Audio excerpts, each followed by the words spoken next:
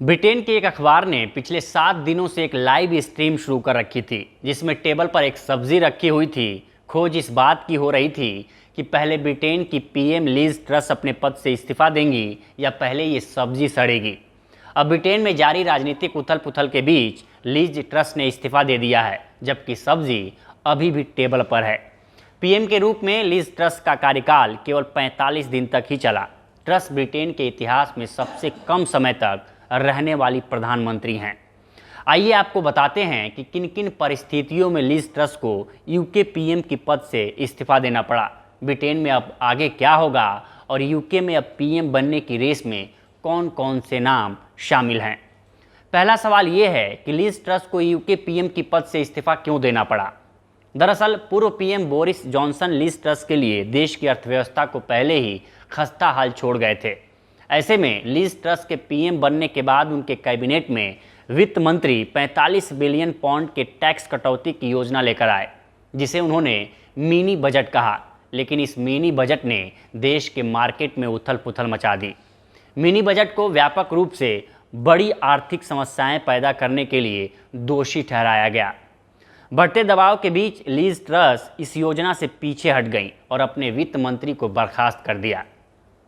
हालांकि इससे Liz truss की फजीहत कम नहीं हुई और उनकी अपनी ही पार्टी के दर्जनों सांसदों ने उन्हें पद छोड़ने को कहा।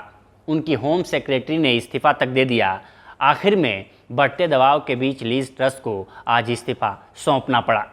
अपने इस्तीफे की घोषणा करते हुए लिज ट्रस ने कहा कि मैं मानती हूं कि मैं वह नहीं कर सकी जिसके लिए मुझे कंजर्वेटिव पार्टी ने चुना था। अब जानते हैं कि ब्रिटेन में अगला पीएम बनने की रेस में कौन कौन से नाम शामिल हैं। लिज ट्रस के इस्तीफे के बाद ब्रिटेन के प्रधानमंत्री बनने की रेस में कई चेहरे शामिल हैं। कुछ विश्लेषकों ने यह भी अनुमान लगाया है कि लिज ट्रस के पहले प्रधानमंत्री के रूप में इस्तीफा देने वाले बोरिस जॉनसन फिर से दावेदारी पेश कर सकते हैं। लिज ट्रस के इस्तीफे के बाद भारतीय मूल के 42 वर्षीय ऋषि सुनक का नाम भी पीएम की रेस में आगे बताया जा रहा है। ऋषि सुनक ने प्रधानमंत्री बोरिस जॉनसन के कैबिनेट मंत्री के रूप में काम किया था और कुछ समय के लिए उनके सबसे संभावित उत्तराधिकारी के रूप में देखा गया था। कंजर्वेटिव पार्टी की लीडरशिप के चुनाव में वे ट्रस से चुनाव हार गए थे। इसके अलावा ब्रिटेन की संसद के निचले सदन की नेता पेन्नी मॉर्डंट और 52 साल के डिफेंस सेक्रेटरी बेन वालेस का नाम भी संभावित उम्मीदवारों की लिस्ट में शामिल है। आखिरी सवाल, क्या ब्रिटेन में मध्यावधि चुनाव हो सकते हैं? इसका जवाब ना में है। लिज ट्रस के इस्तीफा का मतलब है कि ब्रिटेन को फिर एक नया प्रधानमंत्री मिलेगा, लेकिन इसका मतलब ये नहीं है कि इसके लिए ब्रिटेन में आम चुनाव होंगे। ब्रिटेन के आम चुनाव 5 साल में एक बार होते हैं, जब तक कि मध्यावधि चुनाव की घोषणा नहीं होती। ब्रिटेन में अगला आम चुनाव जनवरी 2025 तक नहीं होगा। अभी ब्रिटेन की संसद में कंजर्वेटिव पार्टी के पास बहुमत है।